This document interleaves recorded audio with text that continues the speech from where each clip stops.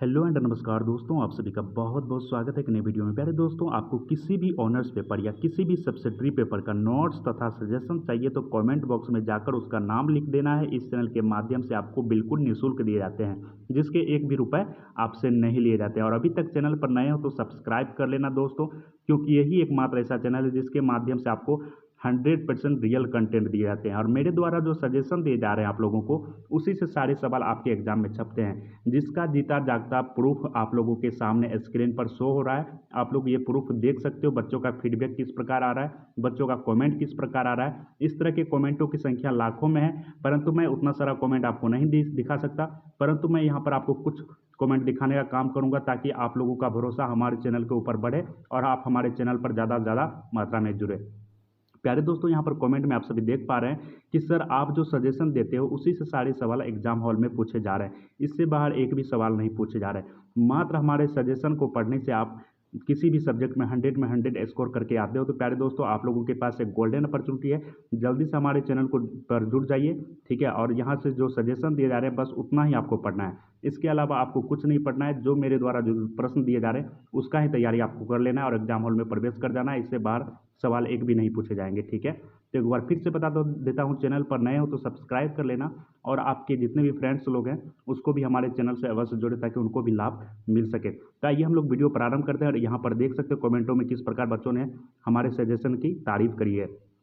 तो आप लोग को किसी भी सब्जेक्ट का सजेशन चाहिए, कमेंट बॉक्स में उसका नाम लिख देना है। तो आइए हम लोग वीडियो प्रारंभ करते हैं। वीडियो को बिल्कुल भी स्किप नहीं करना है, वीडियो छोड़ के नहीं जाना है, ठीक है। बीए द्वितीय वर्ष, बीए सेकेंड ईयर या बीए पार्ट 2 में आपने पॉलिटिकल साइंस बोले तो राजनीति विज्ञान जैसे सब्जेक्ट को सब्सिडरी पेपर के रूप में रखा है। तो प्यारे बच्चों, आज का वीडियो आप सभी के लिए वरदान साबित होने वाला है। जी हाँ दोस्तों, यहाँ पर जितने भी प्रश्न मैं आपको बताने वाला हूँ, ये सारे प्रश्न आपके एग्जाम में एक बार नहीं पूछे गए, ना ही 2 बार पूछे गए। पिछले 10 वर्षों से लगातार आपके एग्जाम में पूछे जा रहे हैं, और इस वर्ष भी 100% पूछे जाएंगे, इसमें कोई संदेह की बात नहीं है दोस्तों, ठीक है।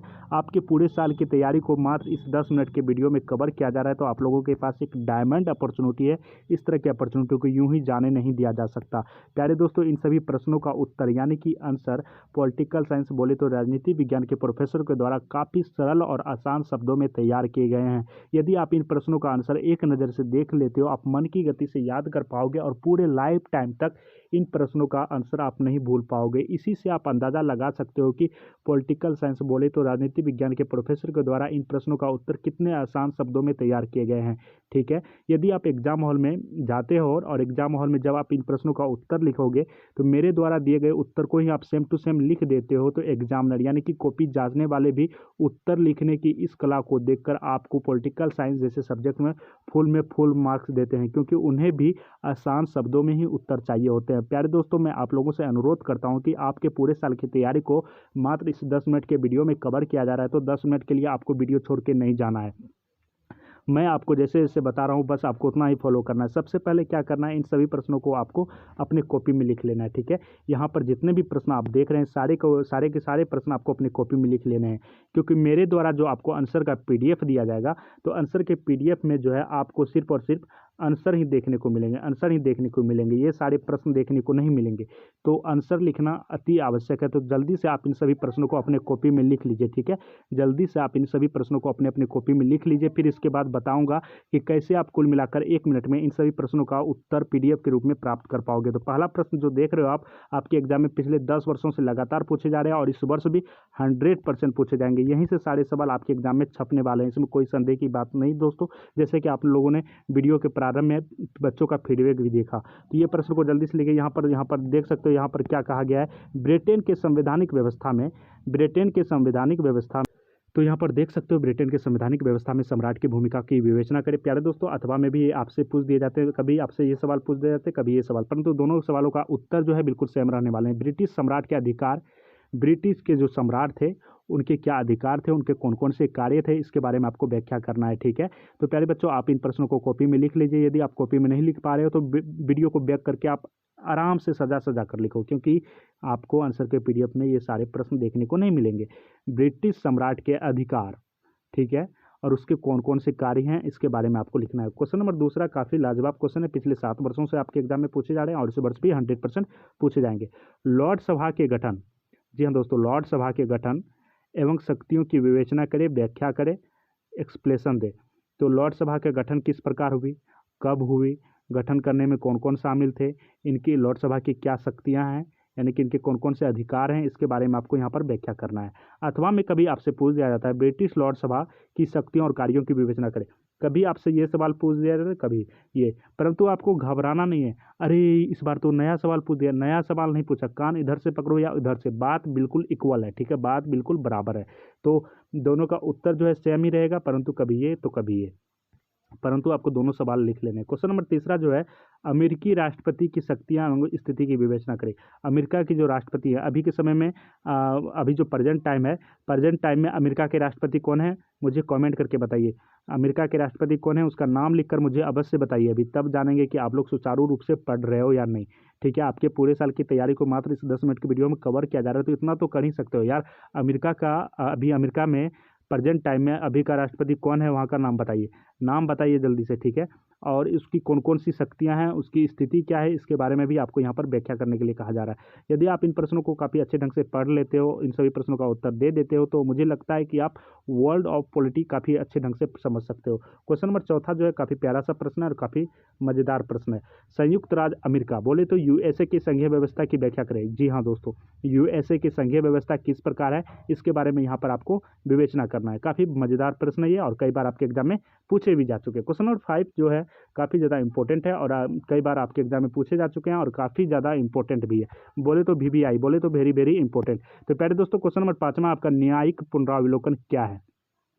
न्यायिक पुनरावलोकन क्या है, इसके बाद अमेरिका में न्यायिक पुनरावलोकन के कार्यकरण की विवेचना करें। ठीक है, अथवा में ये पूछ दिया जाएगा आपसे न्यायिक पुनरावलोकन क्या है, अमेरिका के संदर्भ में विवेचना करें। ठीक है, अथवा में आपसे ये भी पूछ दिया जाएगा भारत एवं अमेरिका में न्यायिक पुनरावलोकन की विवेचना कीजिए।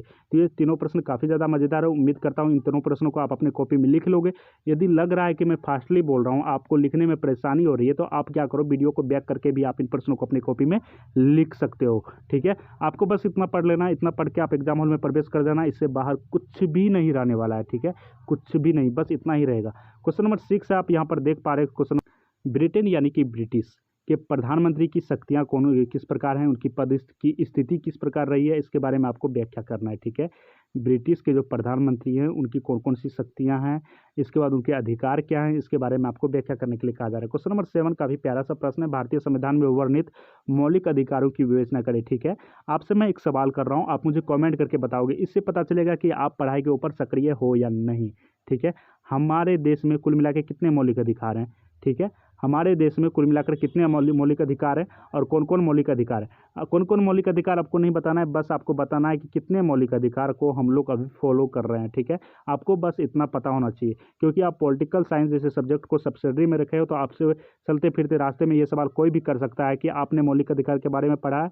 मौलिक अधिकार एक ऐसा टॉपिक है जो कि सभी भारतीयों को जानना अति आवश्यक है, ताकि आपको कोई भी आपका शोषण नहीं कर सके। आप यदि अपने आप को शोषण से बचाना चाहते हो, यदि आप चाहते हो कि हमारा शोषण कोई ना करे, तो मौलिक अधिकार के बारे में पढ़ना अति आवश्यक है। मौलिक अधिकार की जानकारी जब आपको होगी, तो आप बड़े बड़े पदाधिकारी के सामने भी 10 लाइन बोलने के लिए सक्षम हो सकते हो। तो मौलिक अधिकार के बारे में जानना अति आवश्यक है। तो कुल मिलाकर कितने मौलिक अधिकार हैं भारत के संविधान में, तो आपको कमेंट करके बताना है। क्वेश्चन नंबर 8 जो है, भारत के सर्वोच्च न्यायालय के क्षेत्राधिकार की परीक्षण करें। ठीक है, भारत का जो सर्वोच्च न्यायालय है उसके क्षेत्राधिकार की व्याख्या करें। अथवा में आपसे पूछ दिया जाएगा भारत के उच्चतम न्यायालय के संगठन, जी हाँ दोस्तों, उच्चतम न्यायालय का संगठन एवं क्षेत्राधिकार की विवेचना करने के लिए कहा जा रहा है। क्वेश्चन नंबर 9 जो है काफ़ी बेहतरीन सवाल है ये, भारत में संशोधन प्रक्रिया की विवेचना करें। जी हाँ, भारत में जो किसी तरह की संशोधन की जाती है उसकी प्रक्रिया क्या है, इसके बारे में आपसे पूछा जा सकता है। यहाँ पर यह भी पूछ दिया जाएगा कि भारत में संविधान संशोधन की प्रक्रिया की विवेचना करें। ठीक है, क्वेश्चन नंबर 10 है आपका, भारत में राष्ट्रीय एकता मार्ग में क्या बाधाएं हैं। ठीक है, भारत में राष्ट्रीय एकता के मार्ग में क्या क्या बाधाएं आ सकती हैं, कौन कौन सी बाधाएं हैं। अथवा में आपसे पूछ दिया जाएगा राष्ट्रीय एकता के तत्वों की व्याख्या करें।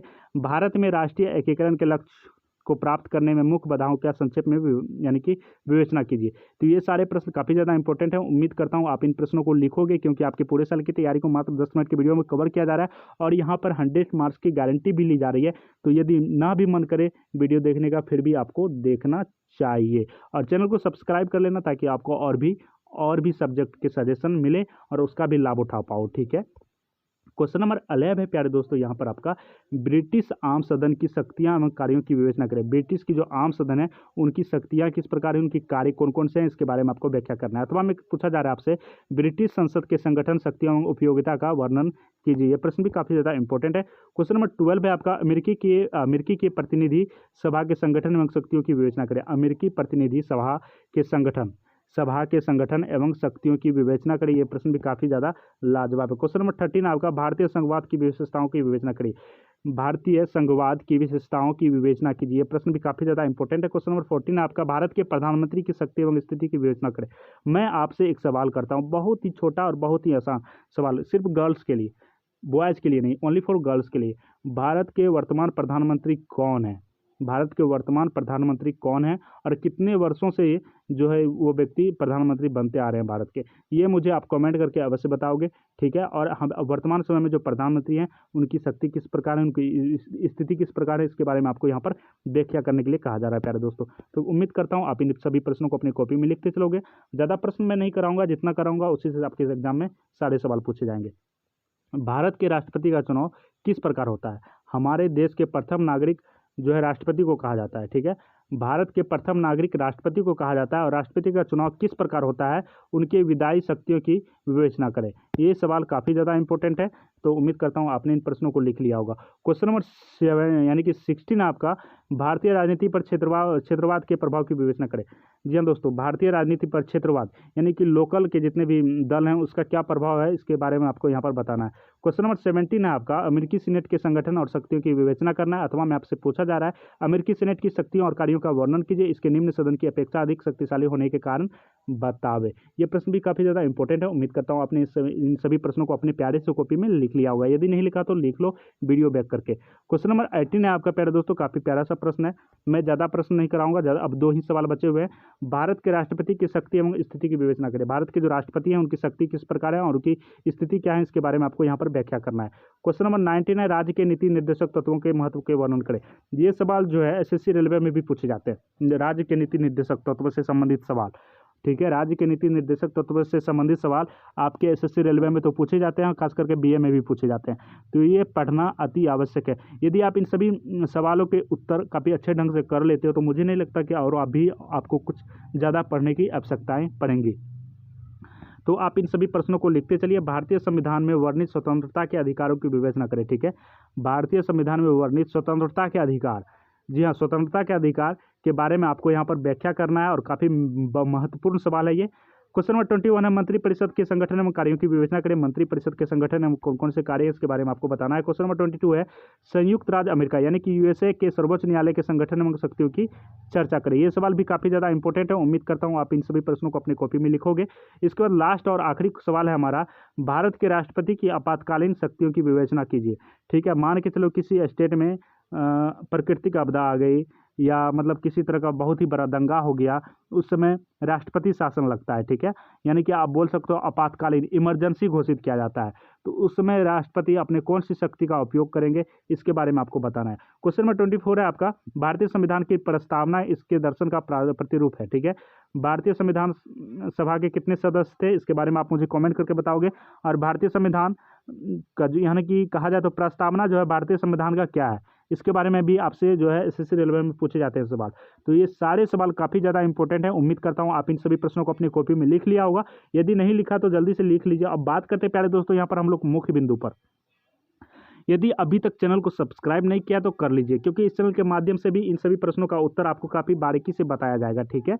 इसके बाद मैं बता दूं, आपको यदि पीडीएफ के रूप में इन सभी प्रश्नों का उत्तर चाहिए तो जल्दी से जाइए, ठीक है। टेलीग्राम का लिंक मैंने डिस्क्रिप्शन में दे रखा है, टेलीग्राम का लिंक मैंने डिस्क्रिप्शन में दे रखा है। सभी बच्चों को, सभी प्यारे बंधुओं को क्या करना है, टेलीग्राम को ज्वाइन कर लेना है। टेलीग्राम में जो है आपको किसी भी समय इन सभी प्रश्नों का उत्तर का पीडीएफ देखने को मिलेगा। आप झटाक से डाउनलोड करके आप अपनी पढ़ाई में 4 चांद लगा सकते हो और आप भी पॉलिटिकल साइंस जैसे सब्जेक्ट में, जी हाँ दोस्तों, पॉलिटिकल साइंस जैसे सब्जेक्ट में 100 में 100 मार्क्स प्राप्त कर पाओगे, इसमें कोई संदेह की बात नहीं है। तो मिलते हैं नेक्स्ट वीडियो में। Thanks for watching, bye bye, take care and जय हिंद दोस्तों, ठीक है।